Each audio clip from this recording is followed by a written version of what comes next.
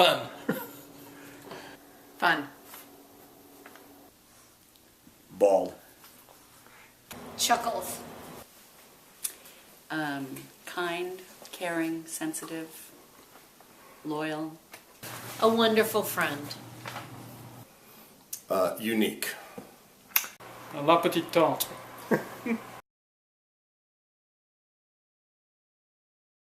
La petite tante. Petite tante. Yes, la petite tante, that's for sure. La petite tante, yes. Miner's hat. Miner's light. Snoring. Really snoring. Plastic sink. The sink. Might have been Brian reference, but that's what comes to mind is the sink. Can we please coordinate who's bringing the condiments? Raccoons in the eggs in Sonoma. Camping. That's where I learned that you can stop somebody from snoring by kicking them in the kidney through the tent.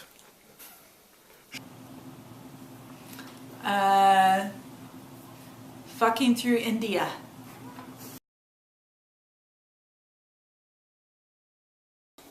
Fetish.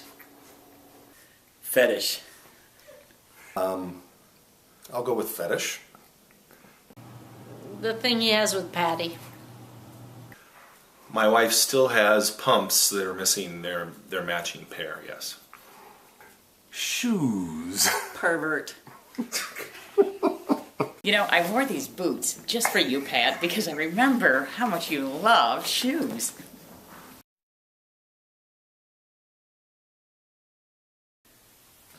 Belly. God.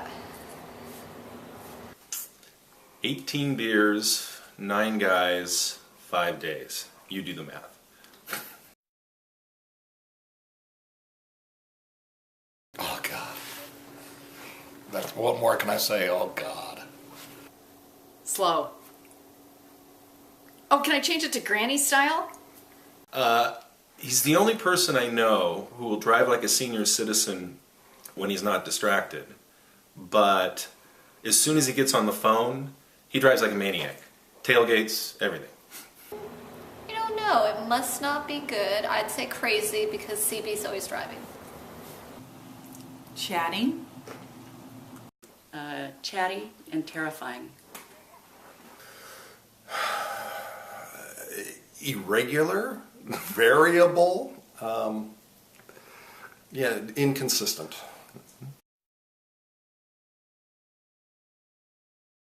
Body shape, it's like I'm trying hard, but I can do better. But I love that he tries hard. Well, I used to know what an ectomorph and an endomorph was, but that was when I was paying attention. One of those. Pear.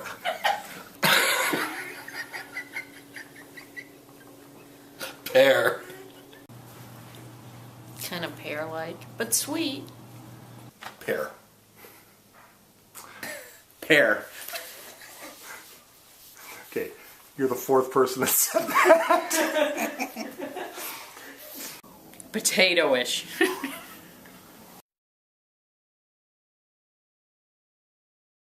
Helping my buddy. That's more than a word, but... Yes, he can be there, but he can be, I mean, I've never traveled with him, but I've heard stories that he's a clown. He makes people laugh. I mean, he can, you know, I mean, he's a clown, yeah. He can be there and with a great sense of humor while he travels. He takes some work, but he adds a lot to the trip. He spends time taking pictures of people and talking to people, and it definitely enhances the trip.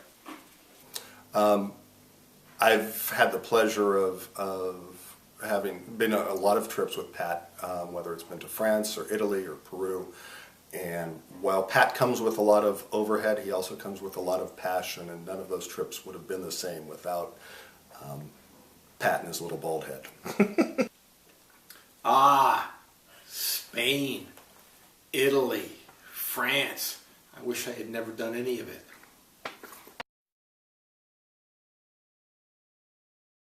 Merce. Wow. Role model. His purse. The man has the best collection of purses I've ever seen. Great hats. That would be Pat.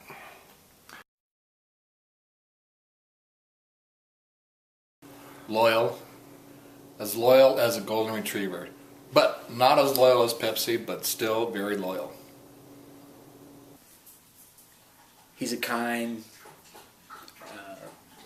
good soul, good friend. I can show up at his house and he's warm and fuzzy and he's there for me. He's a good friend. Very warm, caring, cares deeply about people and his community. Oh, he's a great guy, caring guy, always there for you. You know, I love Pat, despite the fact that CB says all kinds of weird things about Pat. You know, he's not really that bad a guy. Very considerate and loving. Pat's just a wonderful, wonderful man. He is genuinely interested, genuinely caring. Can't imagine all of these years in Foster City without him. And if it wasn't for that weird shoe things that he's got going on, I'd have to say just all around great guy. He's one of the most caring, loving individuals I've ever met. And he cares about everybody. And he's interested in everybody. And fiercely loyal. Pat is one of my core group of best friends. You couldn't ask for something more in a friend than Pat. He's there when you need him. He's sometimes there when you don't need him.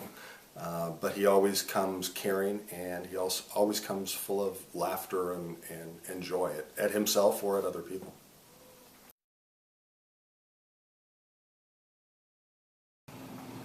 He has good wine, and he has good hugs and kisses. Keeps showing up. I can't imagine not being friends with Pat. I have no clue.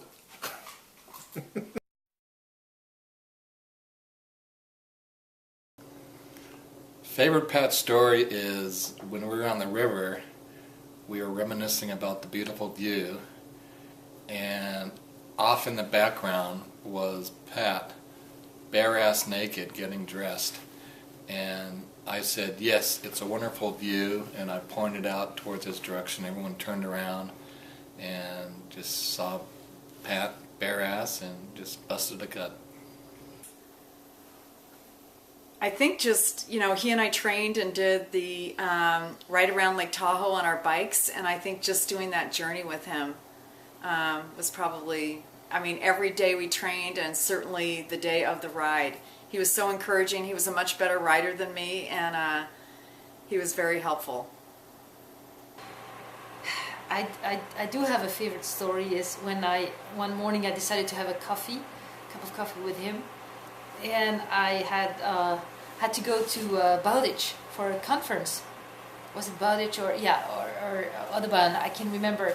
And I had time, and I swung on by, and he looked at me like, "Wow, Catherine, you early in the morning, and what do you want?" I said, "I just a cup of coffee with you," and he was surprised that I was there. And then at some point he said, "Are you in trouble? Do you need to talk to me? Is there something wrong in your life?" And I said, "No, Pat. There's absolutely nothing wrong in my life. I just want to have a cup of coffee with you because I'm going to have my conference at 9:40. He says, "Oh, you can share it with me. You can share." I said, "Pat, I promise you. No, if you have trouble, it was adorable. It was adorable. It was really nice. And to this point, I know there was nothing wrong. But the fact that he offered was really delightful. I guess some of my fondest memories are that trip we took to Spain and on the Ramblas, and the kick he got out of smoking cigars with my mother at midnight and drinking champagne on the Ramblas. Ooh. Oh, I can't tell that one. Can it be? It's Pat going back to the ATM machine, but I can't tell you where that was. When we were on our first camping trip to Yosemite, he was wearing a miner's flashlight, and I thought he looked pretty dorky. So I see this guy at the latrine, and I say, "Hey, stupid, you look really idiotic with that thing." And it wasn't Pat, it was somebody else. We've had a good time laughing over that over the years. Oh, yeah. So when I talk too much, Pat does this.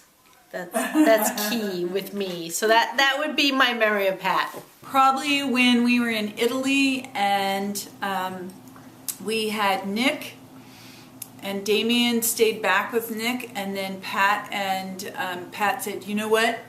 You need to stay, Damien, with Nick, and you and I'll go up the next day."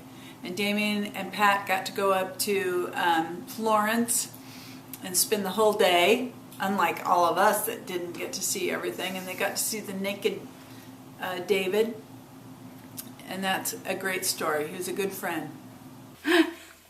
So camping, David wasn't there, it was just Jenny and I, and we're in the tent next to Pat's tent, and middle of the night and hearing him snore like a freight train, and also hearing the raccoons ravaging his cooler and waking up the next morning with the eggs all over the place. And he slept right through it, just like a baby. Pat, when we were in Montana, and the last night, and we had a storm come through, and for a couple of different reasons, I didn't have a tent, was sleeping under a tarp, and Pat, at least he had a tent with Tony, but those two together at 3 a.m. were like a couple of bickering spouses. If you combine that with Pat's very organized packing system for a camping trip, but never actually knowing where anything was, but everything had its place. That would be when Brian and I were having cocktails one night discussing, I think, a camping trip with Pat. And we were also talking about the Melissa virus. And Pat, being the tech-savvy cybersecurity genius that he is, had no clue what we were talking about. And then the phone rings from CNET, I believe it was, and all of a sudden he has to go to work because there's this big story called Melissa virus. And the funny thing about that is, you know, after we explained to him everything he needed to know, he shows up on Nightline the next night as an expert talking head. Go figure. Pat makes me laugh just by watching him laugh. His whole body shakes, and I join with him. It could be for anything. When he laughs, because he just moves his whole body and laughs. It's just very contagious. His laugh. He has a great belly laugh. And he mostly at his own jokes, but he still has a great belly laugh. Pat has an infectious laugh. When Pat starts laughing, you can't help but laugh along with him or laugh at him. Everything. As soon as he walks in the door. Well, the fact that he looks kind of like a potato, that makes me laugh. But he has a great sense of humor.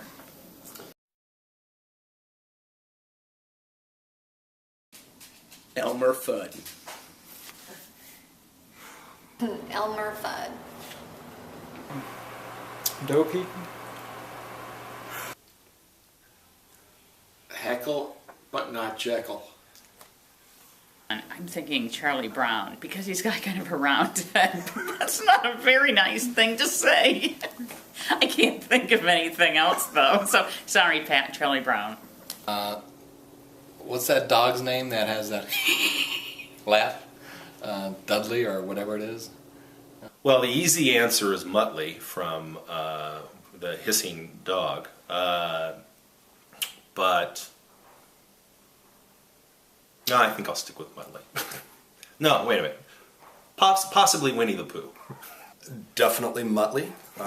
My ringtone for Pat when he calls me is Muttley's laugh, and I definitely know who's calling when Pat calls.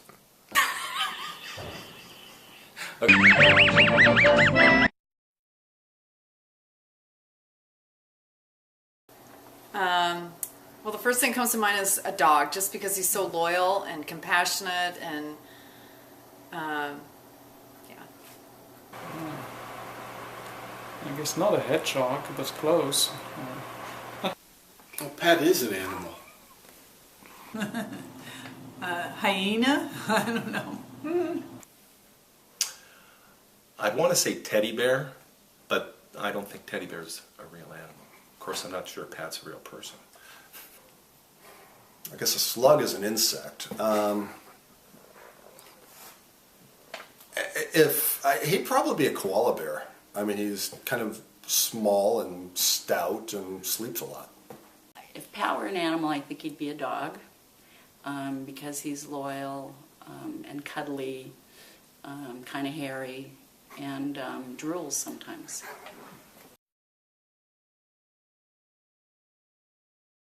Oh yeah. So I met him at a Foster City pancake breakfast, and he thought I was a different woman that Tony had been dating. So he immediately started telling me my life story that I wasn't a part of.